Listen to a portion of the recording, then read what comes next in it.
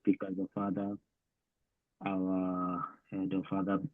Give them strength, give them wisdom, oh Father, as we go through this session, oh Father, as people are joining in, oh Father, with them, guide them, and protect them, oh Father. And as we go on, glory and honor will be yours, oh Father. In Jesus' name we pray. Amen. Amen.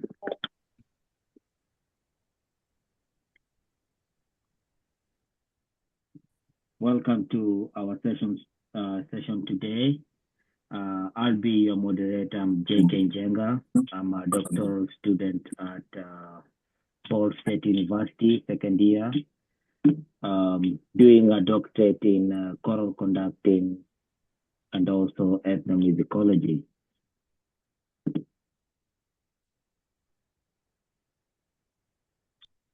Is our president here?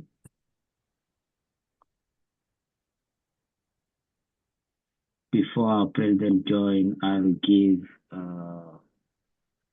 Professor Jerono time to invite us to this session. The vice president can also do that on behalf of the VP. Okay, I will. Your vice president is here. All right. Kimita, we can't hear you. Can you put your volume up a little bit louder? Okay, okay. Can you hear me now? Can you speak again? Can you hear me? It's better. I think it's much better. Okay. Can you hear me? Okay, good. All right. Welcome everybody. My name is Sheila Jerono. I go to North Carolina A&T University. Actually, I just finished my Ph.D. in mechanical engineering. I serve as the vice president of KESID, and I would like to welcome everybody. I noticed Trizah is not here yet, but on behalf of the leadership, I want to welcome everyone. We have a lot of information to share today, very good information. So welcome all. Feel free, ask questions.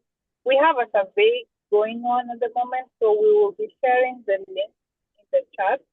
Please help us fill up, if you have not done it already, fill the survey that we plan to collect the data and present in the conference.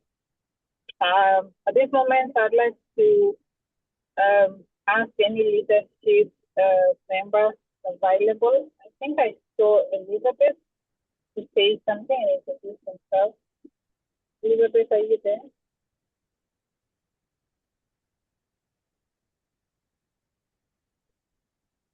Please. Yes, I'm here. Okay, good. Sorry, let me turn off my camera for a minute. Hi, everyone. My name is Elizabeth Mutunga. I'm a Ph.D. student, second year in special education in the University of Massachusetts. I'm the secretary of the KESID. I'm excited to be here today and welcome. Looking forward to a very exciting session. Thank you. Okay, thank you, Elizabeth. Eric Holme, who was supposed to be moderating the session today, will not be joining us, and we are congratulating him in advance. He just received the baby girl. Congratulations to Eric. We wish the mom and the baby well.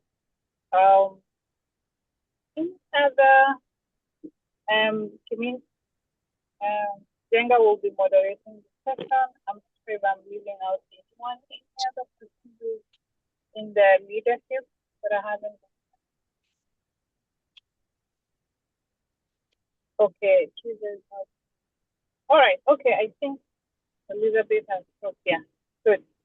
So I'll take it back to Njenga. Yes, thank you very much, Dr. Jerono. I'll invite Professor Jerono to talk to us before we invite our speakers today. Great, thank you. Mine is just to welcome everybody and to say karibuni sana. This is a great session. and to introduce our board members. Again, we run KESID as a team. It's not a one-person show. We are together as a team. Apologies from Dr. Jesse Michai. Our CFO is actually attending a wedding. He's out of town. He's at an event out of town, so he's not able to join us because the event is going on right now. And I want to congratulate Dr. Kome. They just had a baby today, this afternoon, so he's in the hospital as we speak, welcoming their baby. We've been so blessed. We've had 3 baby girls, 3 KESID baby girls. We started with Jimmy and Trizah. They have a baby girl called Maria Grace. Makobi also had a baby, Maria. Then we had another baby girl today. So KESID, we have so many babies, and we appreciate and we welcome all our KESID babies, and we welcome everyone. So I want to ask our board members, actually, 2 of our board members are here. Dr. Patrick Ochieng will be speaking. Dr. Manyara, they will be speaking. I see Makobi, I see Eric. So go ahead and introduce yourselves, any of the board members who are here.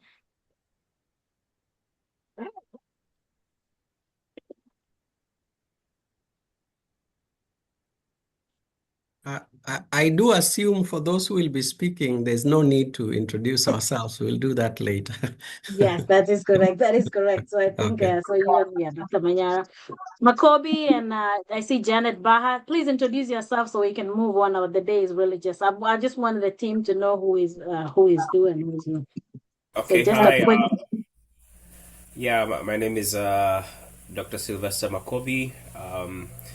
Completed my doctorate in voice performance in December. And I'm so happy to be here. Just went through KESID as a member and went to leadership, KESA as a student representative, and right now I'm so happy to assist the current leadership in whatever they need while they're running the program. And thank you all for showing up. And he's a proud daddy of a 3-month-old baby girl, Maria, right? Congratulations.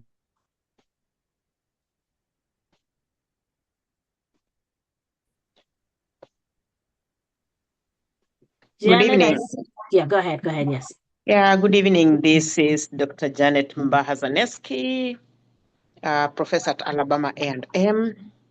And I'm so glad that we are still doing these sessions for development, professional development, and just being able to share information that will help us grow. So thank you so much to the organizers. I will not be here long because I have another event that I'm attending. So I'm hoping we shall be able to get a recorded version and I'll be able to listen to that. Thank you so much.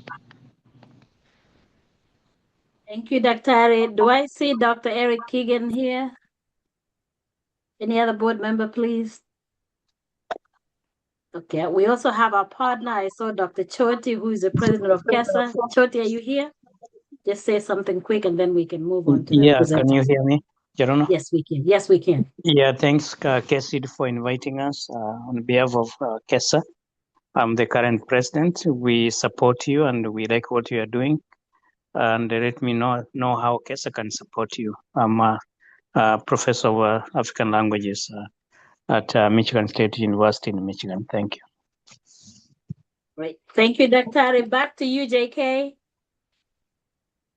Thank you very much for the board and Professor Jerono for giving us this platform to learn and share and get great insights from speakers from very diverse and great places. Now I introduce one of our speakers who is a great person. I'll be introducing Dr. Patrick Ochieng, who will be talking to us. Dr. Patrick Ochieng, the floor is yours.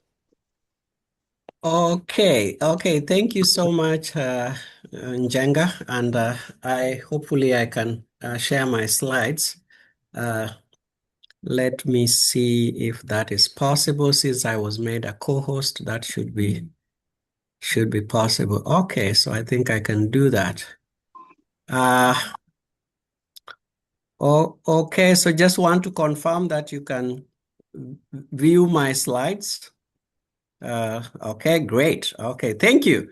Okay, so again, I just want to Can you put them in slide format? yes, Yeah, good. There you go. Slide mode. Okay, you go. yes, I did.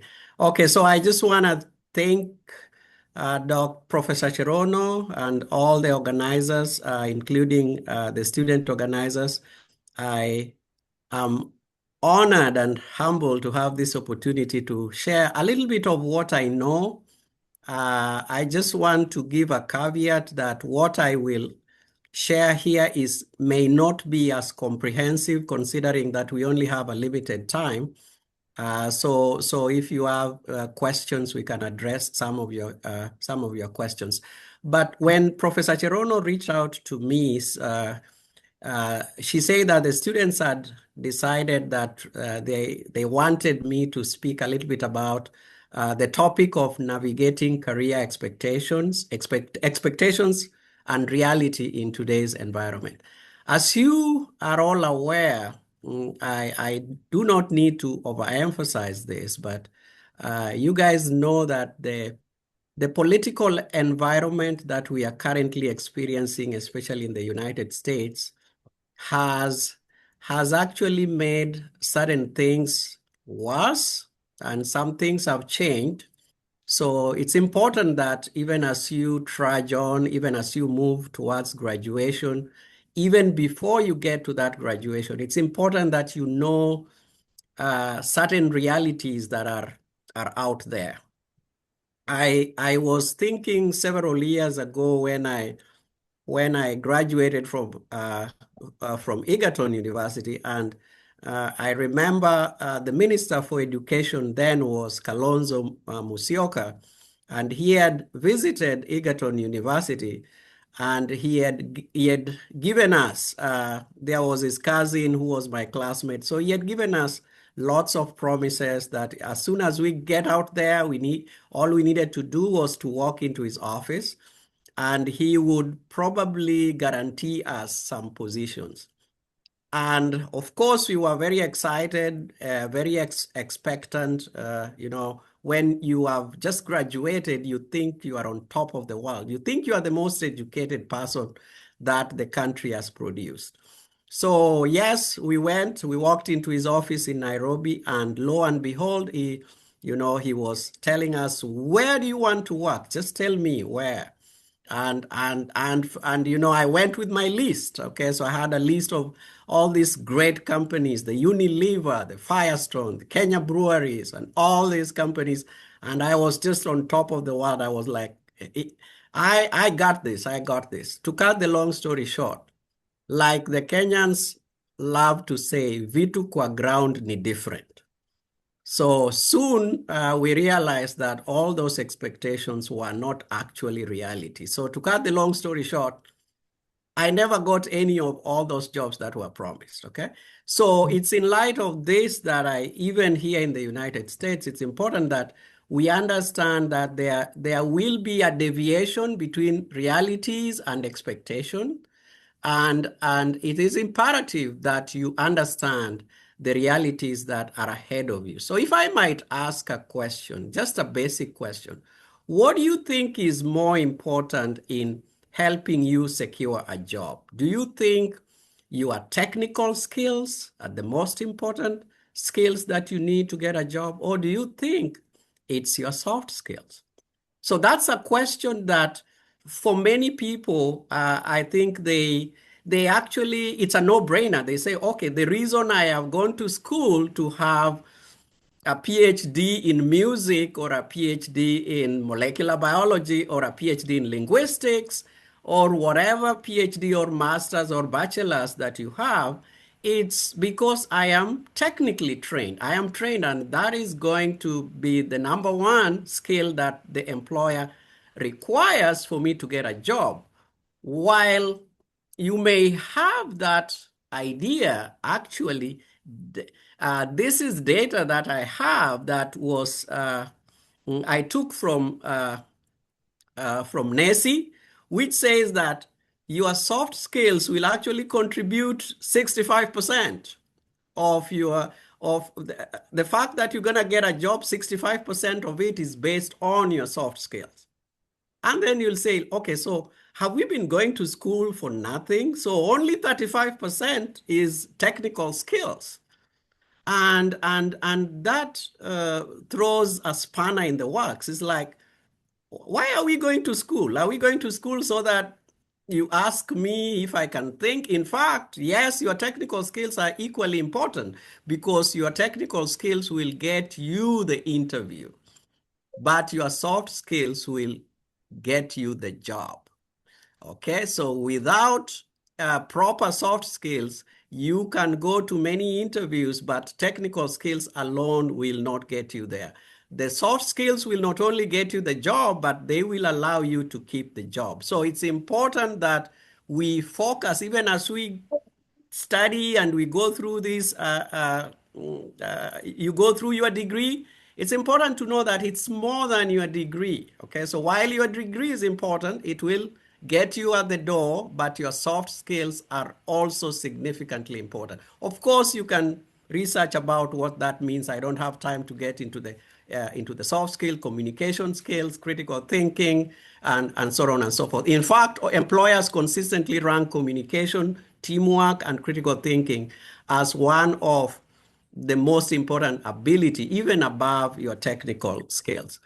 So what are our expectations versus our reality, okay? So we know that we have a lot of expectations when we graduate. So many of us have an expectation, as soon as I graduate, I need to get that job. It's gonna be fast. It's gonna lead to success. But the reality of it is things are not that fast, okay? So it's gonna be slow, it's gonna be bumpy even before you experience that growth. But I also want to assure you that once you start, the journey is, at least you will be on track. So if you look at the graph, compare the expectations, especially that international students have, compared to the reality. This international students have a lot of expectation. Okay, I'm gonna get a job, but the reality is actually slow. Okay, there are a few things that I need you to know. On average, and this is data that is from the NACI, from the National Association of Colleges and Employers, international students generally take between 4 to 9 months, an average of that, to get a job. So you need to put that into perspective. When you want a job, know that it might go as long as 9 months for you to get that job. So start psychologically preparing for that. The other sort of like news that most of us may not be aware, because I met someone who told me, I'm getting a lot of rejections. 95% of your applications will experience rejection. And these rejections are probably, some of them will say we regret, but some of them will just never say anything. That is what you refer to as silent rejection, okay? So there's gonna be lots of rejections even as you put your applications out there. So just be psychologically prepared for it. Don't be discouraged that everybody goes through this, okay? Okay, the third thing that I feel like is leading to the discouragement is there are three major gaps that international students need to bridge, okay?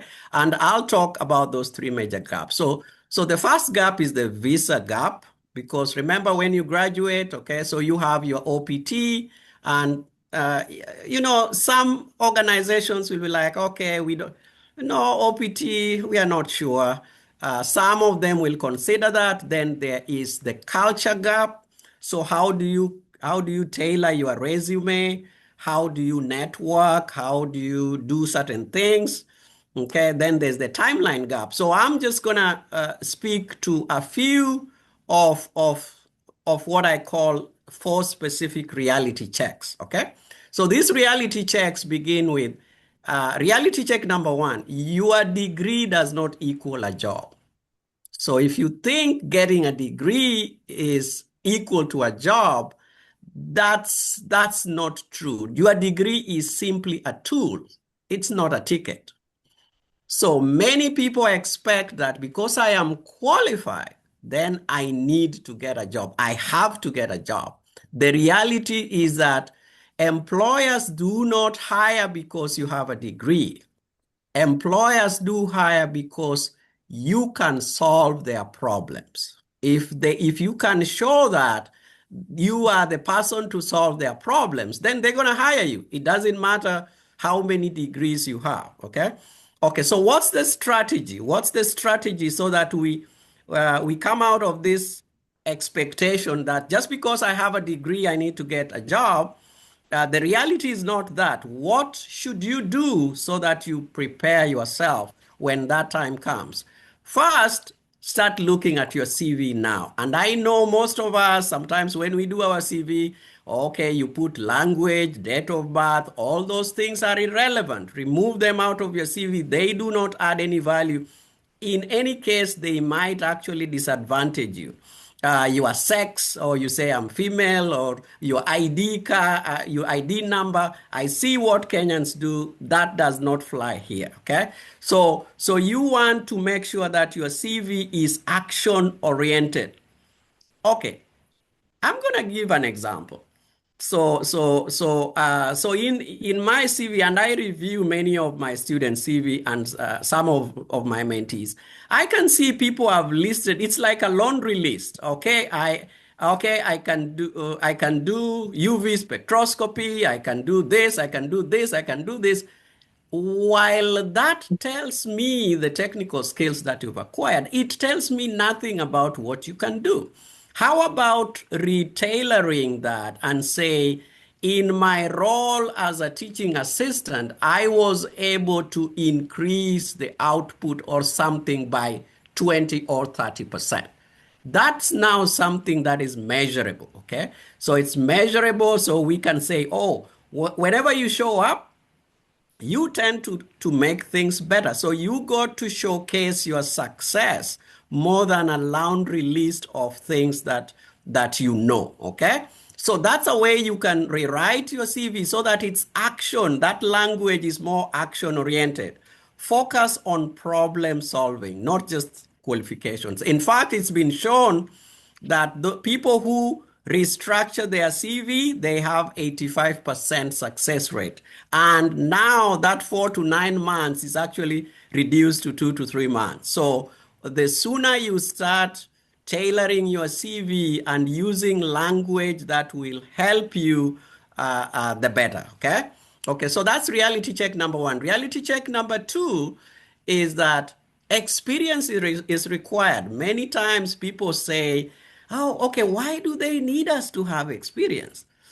Think of it this way. If you are the one who is hiring a nanny, and then 3 people show up, one, you ask them, have you ever taken care of kids? And then one person says, oh, I don't even know how to deal with kids. I have never done that before. Then someone says, that's what I do, and I do it best. In fact, the kids that I took care of, they have been very successful in their academics. They have shown this and this and this. Now I have to choose between these 2 people. Who do you think I'm going to choose? It's a no-brainer, okay? It's a no-brainer. I'm obviously going to choose that person who has shown that they have some experience. So the reality is that people think, okay, I don't need a degree. I'll just simply get an entry-level job. No, the reality is you need some form of an experience, and that experience will actually make you to be a preferred candidate. Okay, so what's the strategy? How do we mitigate this? For those people who say, I don't have experience, you know what? You start gathering that experience now. While you are in school, volunteer, do freelance, those campus things. Make sure you run those projects. Engage yourself in something meaningful that you can showcase as your experience. Also, when you are looking for those positions, sometimes, you need some additional training. So consider also in applying for trainee positions, maybe a research assistant, maybe a teaching assistant, maybe a postdoc or something like that, so that you can bolster your experience, and that experience will go a long way. So don't just go out there and say, I just came from college. I don't have any experience, and you think that will fly. That will not fly. Okay. So reality number 3. Some people say, okay, I'm just gonna go out there. As soon as I go with my OPT, these companies will sponsor me. Well, the reality is visa sponsorship is rare. Okay, so it's not something that is automatic. So companies mostly they have a burden, and in fact, this is the government. This is not even the company. The government has put a burden on companies that before they are allowed to sponsor someone, they have to show that they have looked for somebody locally who is qualified and capable to take that job. And they have to demonstrate that they cannot get that person, okay? And that's a high threshold. And of course, with the current regime, some of these H-1B fees have been increased to almost 100,000. So this is now getting a little challenging. What is the strategy that you need to use moving out there? So you should be aware of that environment.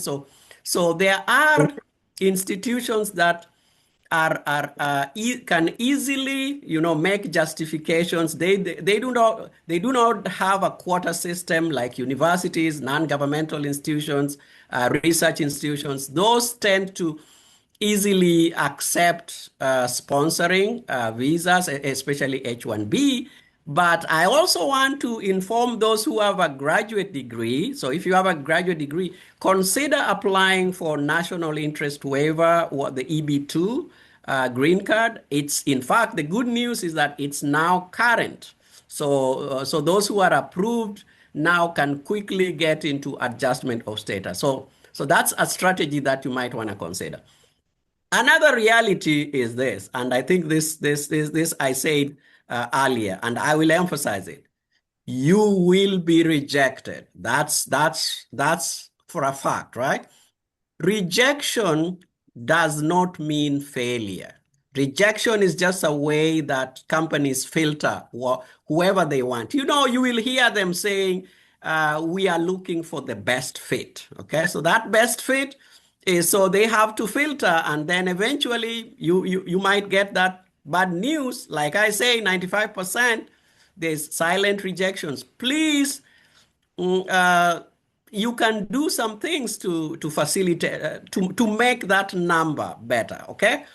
I once went into a meeting in my last year as a graduate student, and they told me, go into this career meeting. And that guy who talked to us gave me something that changed my mind. I used to apply to the HR through the HR portal.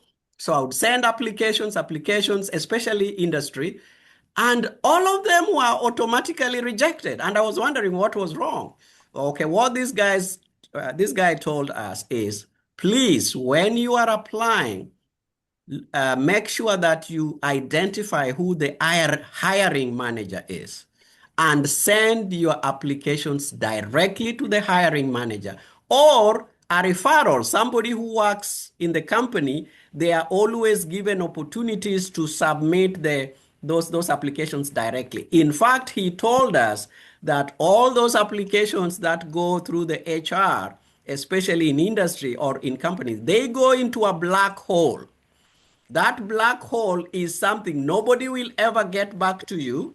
If anything, they might auto-generate a rejection. So when you send your applications through those portals, the chances of being rejected also almost increases to 99%. So always do your due diligence. Figure out who you can link up with through LinkedIn, connect to with who the hiring manager, so that you can submit your application there, either through a referral, and that will increase your chances. Again, tailor your application to the advert. Okay, so some of them they run through the ATS and then they can kick out. So make sure you tailor your application. Don't just do a generic application or a generic CV. So make sure you always look at the advert, tailor it, and more than anything, do not give up, because this is not for the faint-hearted. Like I said, social skills are important, and that will, you may need to bridge that, engage in networking opportunities, make sure you do follow-ups, okay? See how you can improve your communication skills and things that will make you stand out. Even after you've done this, I encourage, especially students, have a plan. They say the surest way of failing is failing to have a plan. So if you have a plan, you know that this is what I want. This is my plan A. If that fails, I'm gonna default to plan B. If that fails, I'm gonna default to plan C and plan D. And so put your plans in a way that you will enhance your success. And I'll give you, for me, my story is that by the time I was getting this job here, I got this job here and I had my other job. In fact, there are 2 months that I was getting 2 salaries concurrently. If you plan things well, you may be one of those people who sometimes you are still earning your graduate assistant salary and then you have a new job, but that is contingent to your planning. So make sure that you plan. You are plan. I cannot overemphasize that. Your mental health sometimes will be challenged. And it is important that you identify 3 of your biggest supporters.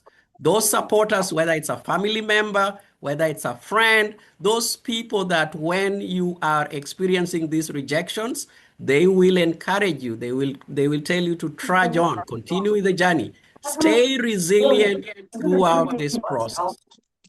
And my final message to you here is, is have a strategy.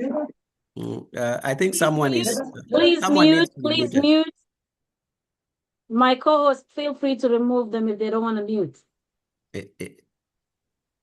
So the final message here is have a goal, okay?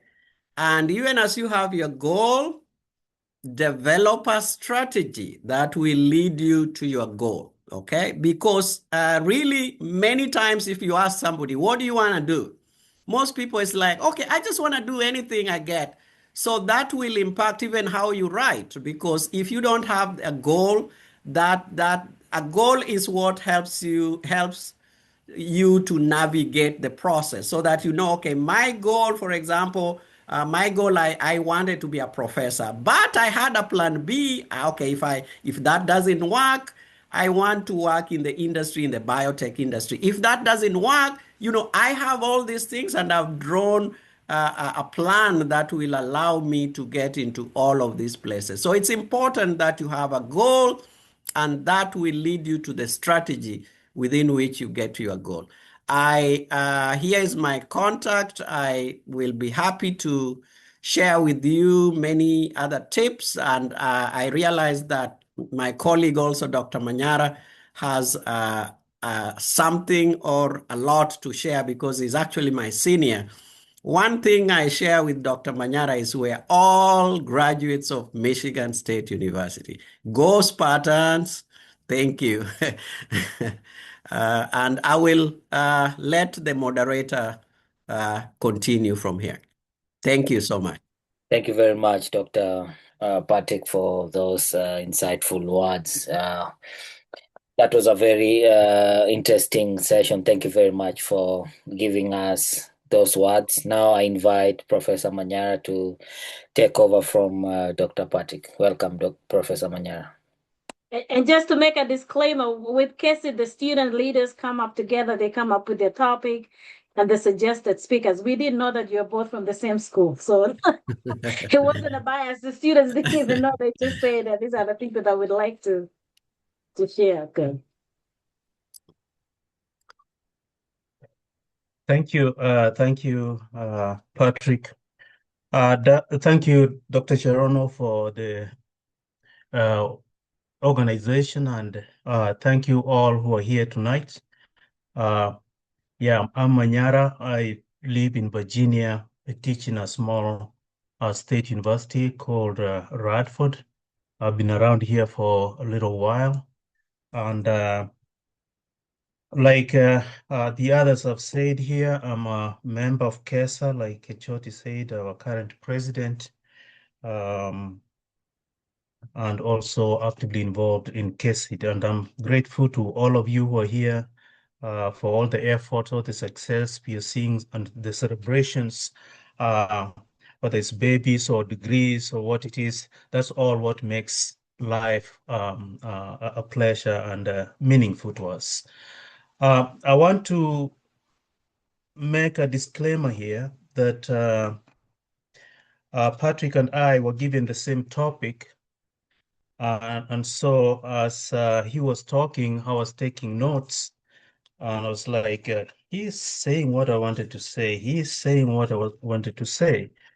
So Dr. Cherono, next time you're going to buy me free lunch for this. But what I want to do is kind of condensed my talking points, and I'm going to go through them so that I don't deviate from what I wanted to share with you and without overdoing what Dr. Chieng just said. Let me start with this. When I was a student, I believed, like many of you, that if I worked hard and a good degree and stayed focused, my career could unfold straight. What I did not fully appreciate then is that careers rarely move in a straight line, especially for those of us in the diaspora. My journey from studying in Kenya to graduate school in the US to navigating academia, research, leadership, and service has shaped as much my uncertainty, has been more uncertainty than actually planning. In some cases, there were moments when opportunities came faster than expected, and there were others when progress felt very slow and occasionally unclear to me. And I know for most of us, these are situations when you start doubting yourself, looking back home and seeing your friends probably buying property in Mavoko and don't know where, and just wonder why you came here to struggle so much. But what I've learned along the way is that success is not just about credentials also.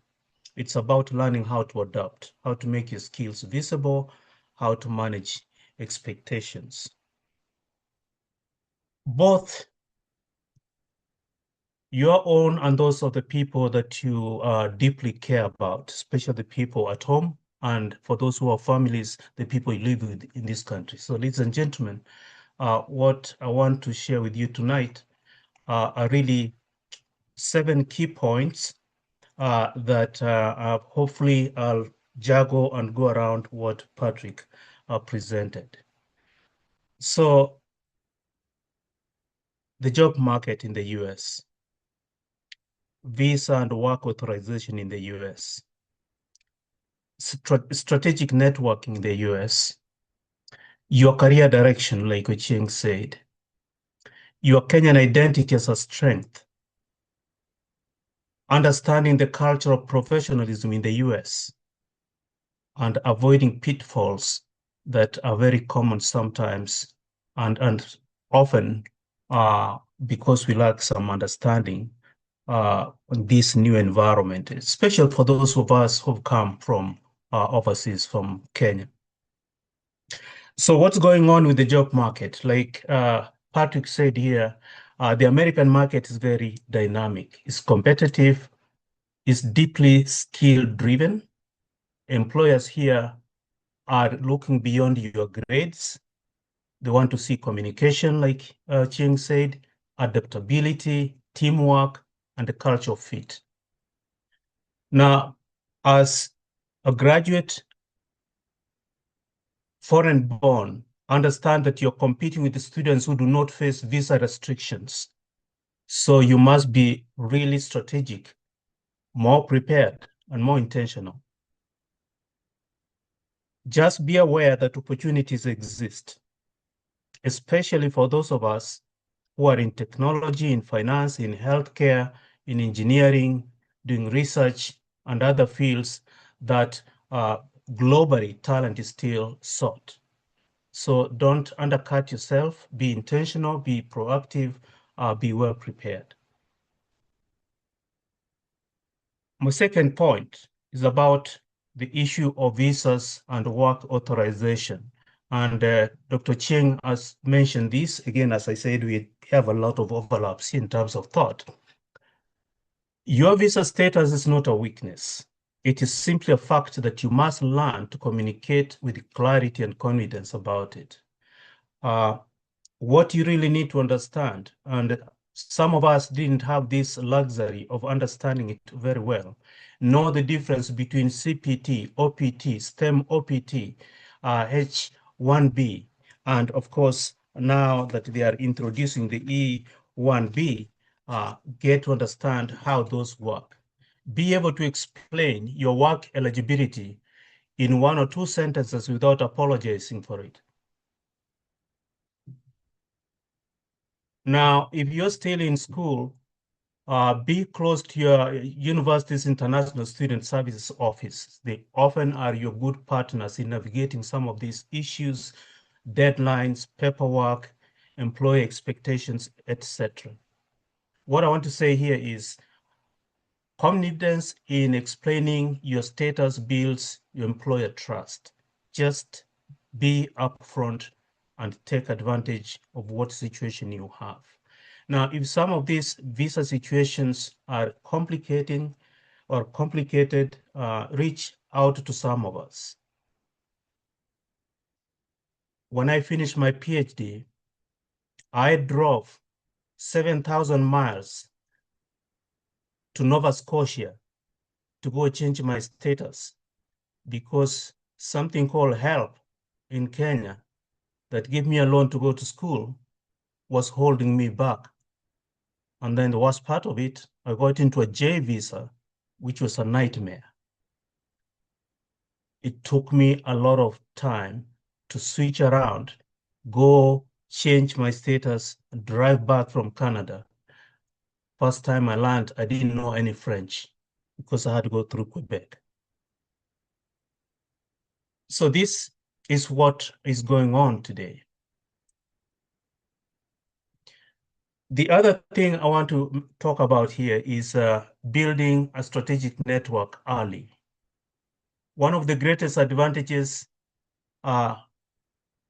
is that the Kenyan diaspora as a community is strong, is connected, and is deeply invested in success.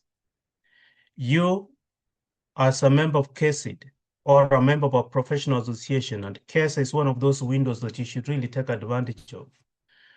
Access to the embassy.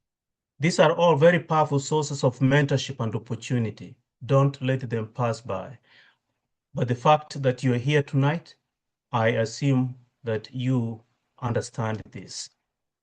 Bottom line, your network will open more doors than your GPA. Just know that.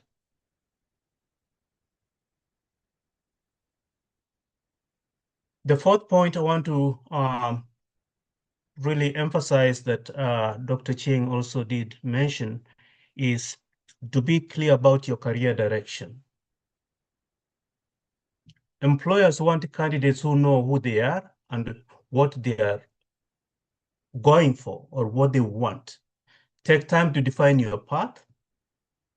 Use career services if you can, assessments, mentorship, and understand your strengths and interests. So if you do that, you will be fine. And I think I don't want to overstate this because Dr. Cheng already mentioned the idea of a clear plan that can reduce your anxiety and increase your opportunity. Being recorded.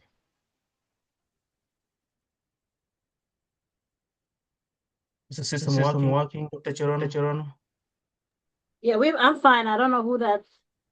Yeah. Okay, I had something. Yeah. Somebody came and I don't know what they were trying to do, but go ahead. We can hear you. Okay, thank you.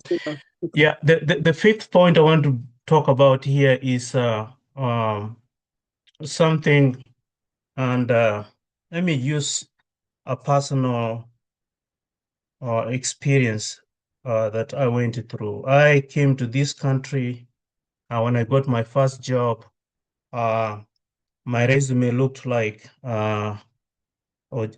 Ching said, have all those useless things on it.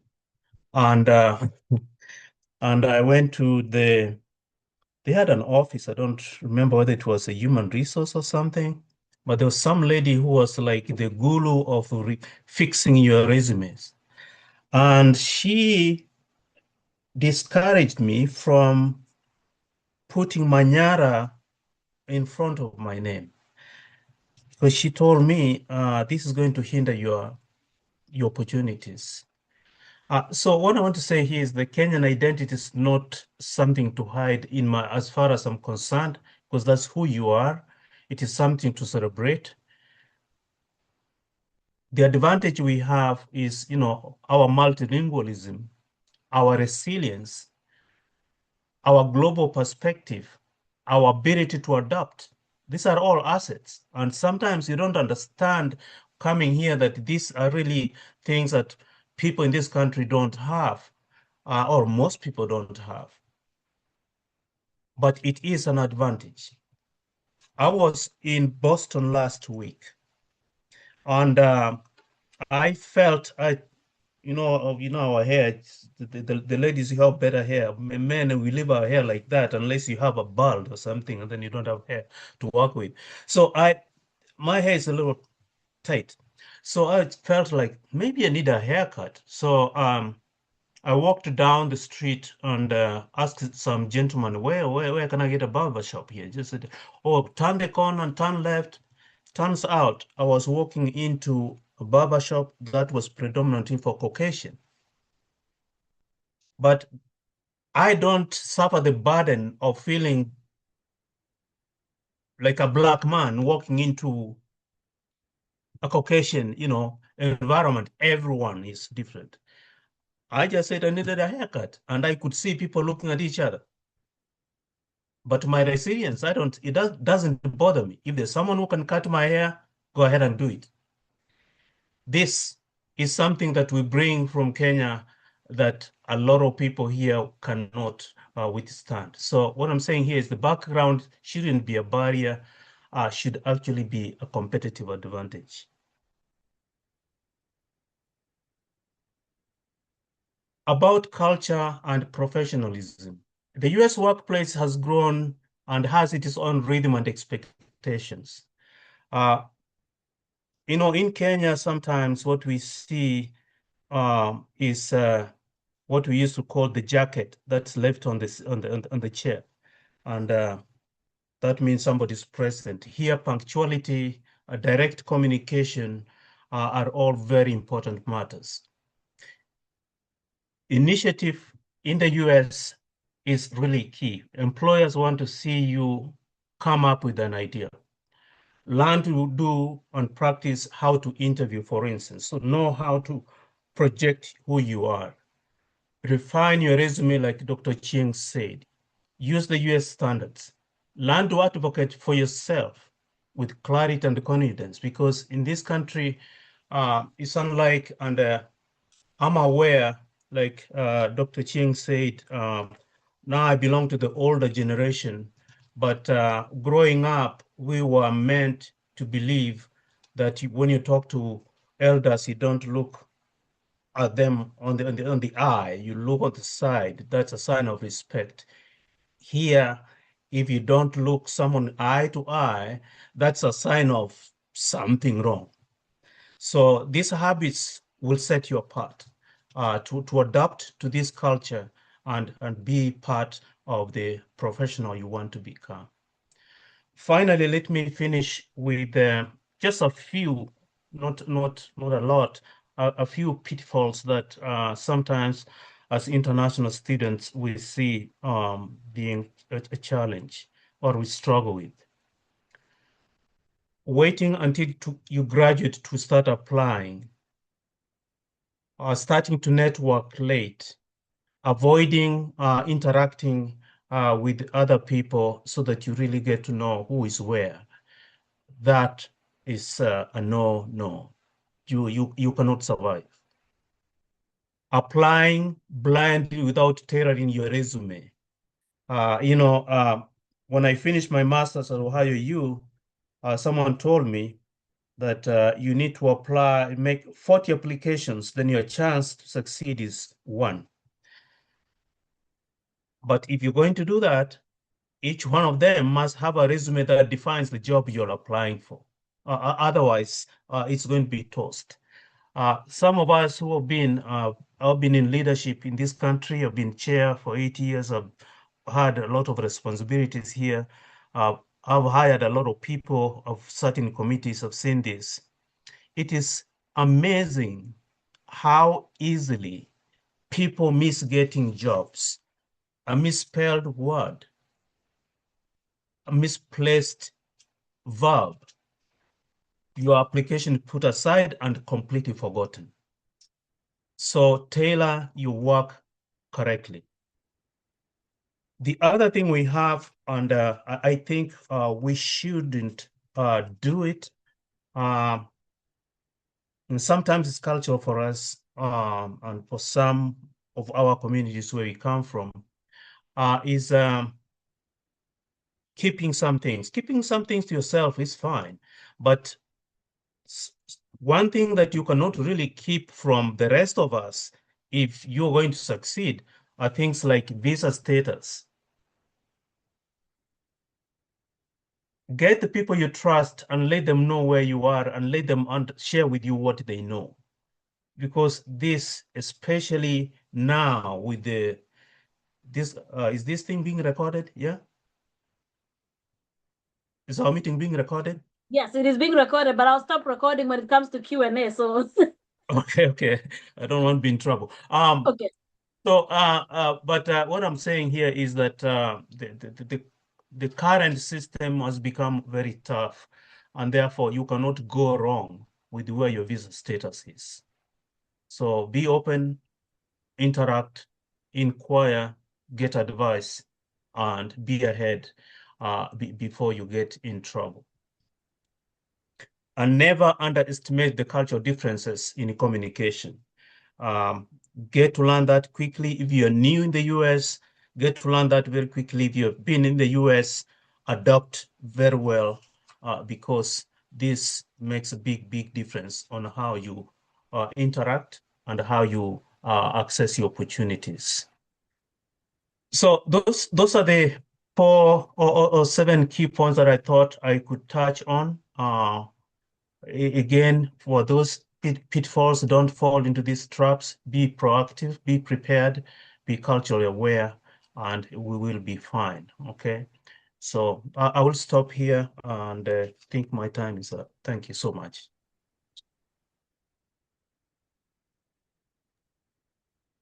Okay. Thank you very much, Professor Manyara, for that insights, and thank you very much also, Professor Dr. Ochieng. We appreciate your time and your wise words and whatever you've given us so far. The floor is open for Q&A.